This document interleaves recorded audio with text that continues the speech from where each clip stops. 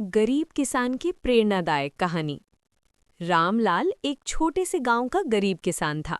उसके पास सिर्फ 2 बीघा बंजर जमीन थी, जो सालों से ठीक से फसल नहीं दे रही थी। घर में बूढ़े माता-पिता, पत्नी और 2 छोटे बच्चे थे। कई बार सूखा पड़ता तो कई बार फसल की कीमत नहीं मिलती। कर्ज बढ़ता जा रहा था, लेकिन रामलाल ने कभी हार मानने का विचार नहीं किया। हर सुबह सूरज उगने से पहले वो खेत में पहुंच जाता और देर शाम तक मेहनत करता। लोग उसका मजाक उड़ाते और कहते, इस जमीन से कुछ नहीं होगा।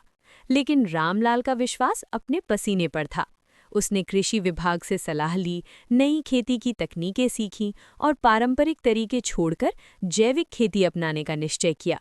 शुरुआत में मुश्किलें और बढ़ीं। पैसों की कमी थी, बीज महंगे थे, लेकिन उसने हिम्मत नहीं छोड़ी।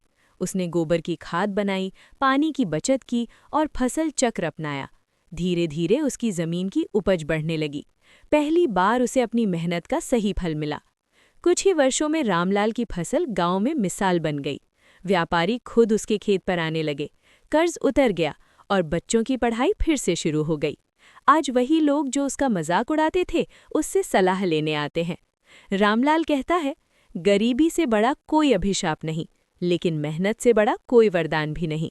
उसकी कहानी सिखाती है कि परिस्थितियां कितनी भी कठिन क्यों ना हो, अगर इंसान मेहनत, धैर्य और सीखने की इच्छा रखे तो सफलता जरूर मिलती है।